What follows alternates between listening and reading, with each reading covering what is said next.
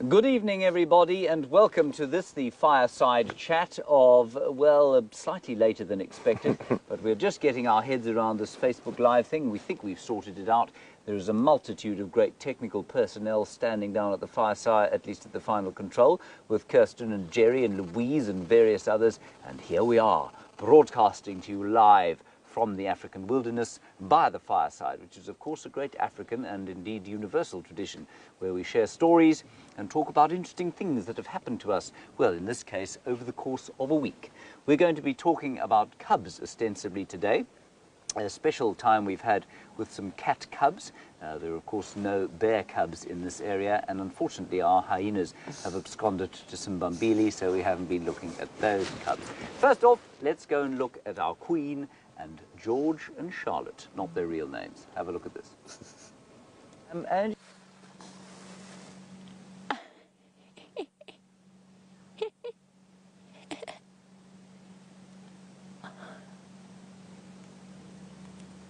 much lankier, but thinner. Oh, you can really see the size. Oopsie. Oh, no.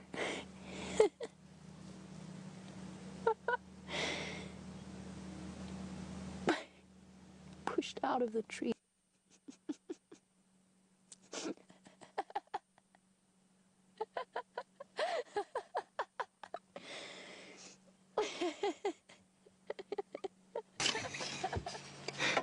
they're both there. In fact, I think Mum's in there as well. I can't believe it. Look.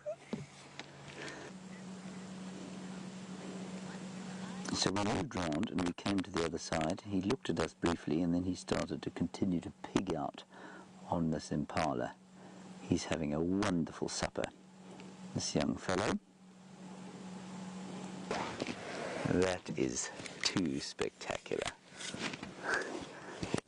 So what an unbelievable... Bit of wind behind us, sorry about that. What an... Let me start that again. What an unbelievable sighting that was. Yes, thank you, Red, shut up. And we've all been privileged to spend quite a lot of time with Karula's cubs in the last little while. Jamie, your particular highlight of those little things? Oh, I think the moment when the male fell out of the tree and Karula just went around and nipped him on the stomach, I think was definitely the highlight. And what struck me was for both of us, we lost the power of words. We giggled a lot. Yes, we did. You did in that sighting as well. Embarrassingly so. An embarrassing amount of giggling that happened there, but they were just so highly entertaining. I mean, with you I find it quite fetching, but of me I just sound ridiculous, you know. I mean, braying donkey comes to mind. Yeah, brain donkey. Braying donkey. Braying donkey. Let's just stare awkwardly at the fire for a little while. When was your last sighting of them? The same as yours, but I went. I was off that afternoon. I went and spent 2 hours there between drives, just sitting and taking some photographs. And you took some lovely shots. It was beautiful. On Instagram. Yes, it was very, very nice. And I also did a little bit of sort of habituation, because they sometimes a little bit nervous. So just starting the car, letting it ride, talking to myself. But that's some of the things you've got to do to get those leopard cubs nice and relaxed. Hopefully they'll be scurrying about under the car shortly. Yes, well, hopefully not under the car. Under the car. So they're 4 months old now, and I mean, in your experience, that would be, I mean, they should be pretty relaxed around vehicles by now, hey? They should be, and they are. You definitely notice when there's more than 2 vehicles in the sighting, and they do change. So theoretically, we should be able to put 3 vehicles into the sighting now. But again, this is a judgment call, and each individual animal in sighting is different, and the same animal can behave completely different on a different day. So at the moment, I think we keep it to 2, give them some space, and that will hopefully keep them really nice and relaxed in the long run. Now, I mentioned that the hyenas have absconded off to Simbambili, which is, of course, to the northwest of where we're sitting now.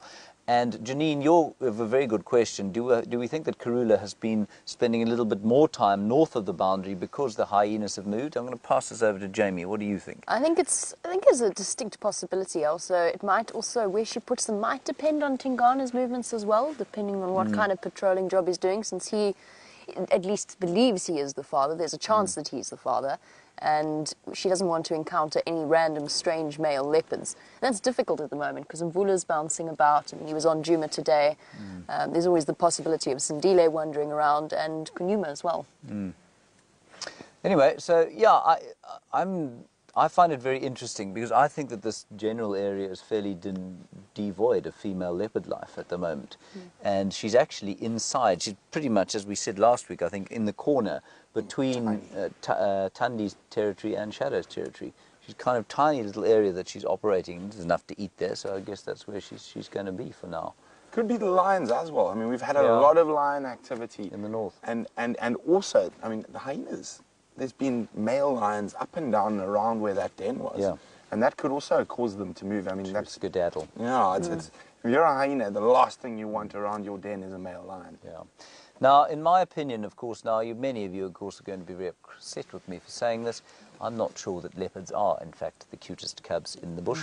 I think what Jamie saw the other day constitutes the cutest animal in the bush. Look what we've got. Little cub has, just as Mom rolled over, she dislodged the cub from suckling. Oh. Oh.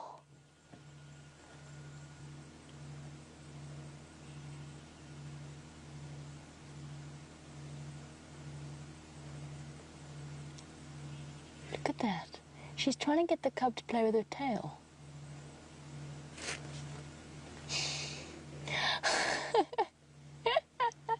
One of the most incredible sightings that we have had in a very long time. Really, really incredible. And I didn't know that that cub was there at all. In fact, it came as a total shock when the lioness was lying very far away, not on our traverse area. And Brent's looking at me out of the corner of his eye because he actually spent most of the morning staking out that site and waiting for the cubs to wander across, and they didn't. And I returned there that afternoon. VM said to me, that lioness has not moved. And then she did, and then there was a cub attached to her. Amazing. I was on the other end of the radio and I was absolutely astonished. The final control went absolutely ballistic. Now, Brent, of course, had it been me there, you would have been very upset, but because you're such a gentleman, you were so pleased that Jamie got to share in the lion cub. Even though it was Jamie, I was still jealous, I have to admit. But better than if it had been me. Yeah, probably. Yes. Now, Vim and I played the patience game on that boundary for about an hour and a half of a flat lioness at 400 meters down the road. I was like, Vim, the cub's going to come. We just... And how did... Oh, baboon argument. Baboon's very cross at the moment. How did you know that the cub was there? I'd heard on the radio. Oh, you'd heard on the radio, Yeah, okay. I heard there were 6 cubs there. Ah, now that brings us neatly on to Anne's question. How many Styx cubs are there? 6, is that 11. correct? 11. Wow. Oh, I didn't realise that. Okay. So last I heard, one might have died. Okay. So, One cub? Or... One cub. Right. So apparently 11. So the oldest lioness only gave birth to 1 cub. The others gave birth to 5. Crazy. I know. Normally it's 3 or 4. Yeah. 5 each. 5 each. And I think there's 4 Styx lionesses now. So somehow the numbers add up there. But the oldest lioness gave birth to 1 cub, and it was very unhealthy from the get-go. Apparently very skinny, not looking well. And I did hear from some of the other guys, it didn't look like she's lactating too well. So, which is typical. I mean, that's just what happens when animals get old.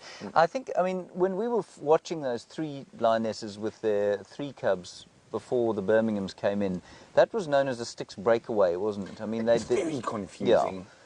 It is very confusing because we're obviously not in the central traverse of where they are. And Styx breakaway is now joined back with the original Styx. Yeah. So I think there's 4, possibly 5 lionesses. Okay. But I'm not 100% sure. And I mean, I've had 2 of them on Cheetah Plains as the only sign of the Styx, and apart from that, that sighting. So. Yeah. So, I mean, the southern end of Djuma is the northern part of their territory, but, of course, now with our increased traverse on Cheetah Plains, the chances of seeing 11 little lion cubs all going, ow, ow, ow, which will just be too fantastic. I do that western boundary every single time I go to Cheetah Plains looking for tracks. Wonderful. Okay, we're going to move on to our next clip now, which is, of course, not cubs. Unfortunately, Brent, I know that you were hoping for some Kahuma cubs. Have a look. Success! We've got one of the lionesses here, another one. They haven't found each other. They're looking for each other, and this is the calling we've been hearing. And you can see this is one of the ones that's had babies. You can see the suckle marks. She is quite hungry. that fat belly we're seeing there is from her engorged nipples, because she has cubs at the moment. Now, I'm not sure which is lioness. This could be the one that's got the den side. So there is the amazing possibility of a pride of lions that we do traverse the center of their range having cubs. We know the one lioness has got 3 cubs. She's in Torchwood. Now, we're very, very, very, very convinced that the second lioness has now given birth very close to Juma. So I spoke to Abel from Buffels Hook this evening, and he found that Nkuma lioness on the Buffels Hook boundary just to the north of us here, calling, but cub calling, not contact calling, that oh, oh, and pacing up and down in that little river system that flows into actually the back of Vuyatela Dam. Now, Herbert was with me. Herbert and I looked at each other. Yes. We walked slightly into the bush there, and as the thickets started shaking, singing to you. we decided we're brave, but we're not that brave. I think that's a very wise move. What Brent means, everybody, is that, of course, the opportunity to go and track a lioness with cubs is always there.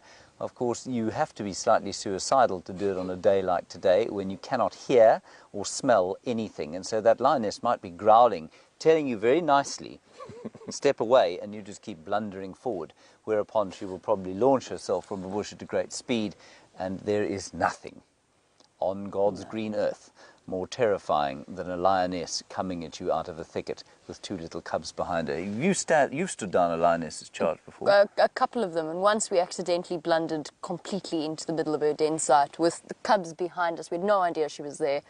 And actually, I had people with me, and I kept saying to them, okay, we're going to back up, we're going to back up. Why are you not moving? Oh, because there's cubs behind you. I see, I understand. Okay, fair enough. All right, we'll go that way then. It's always, it makes you feel very alive. Spine chilling. Afterwards. Yeah. Yes. It does make you feel alive, I suppose. Gracie, aged 8, thank you so much for your very kind compliment. You were watching my hippo drawing in the tent today. Now, Gracie, I bet you could draw a hippo far better than I can, and I must apologise for those who had to watch my terrible art. But Gracie very kindly sent through a comment saying that she thought it was very nice. Gracie, that's very kind of you. Thank you so very much. Now, we're going to close off the show, of course, with a little song, as we always do. But this time there's going to be some participation from my 2 colleagues over here. Now, one of whom I know can sing, the other of whom is more tone deaf than the log I'm sitting on. But that's okay. We're going to do some... It's a talking kind of a thing. I don't want it to take too long. We're just going to do 1 verse and 1 chorus of the song, and the song is called Owls. Now, an owl in Shangaan is skova. Skova. There we go. And the 1 bit of this chorus goes like this. Skova shagu vitana, skova shagu vitana, skova shagu vitana. Okay, got it. That means the owl is calling you. The owl is calling you. So when I stamp on the ground, okay, you will know. We'll have a quick practice here. It goes like this. So we'll go...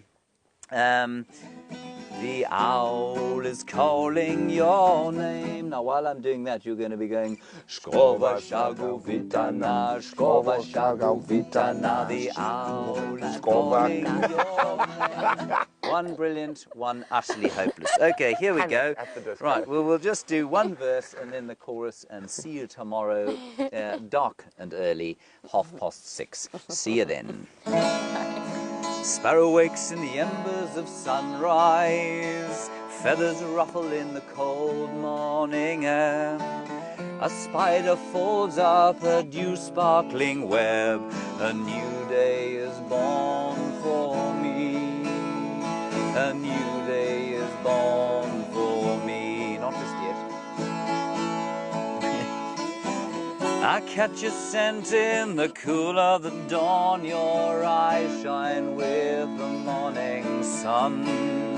I catch your scent and my spirit's lonely voice. I hear you dance in the mist.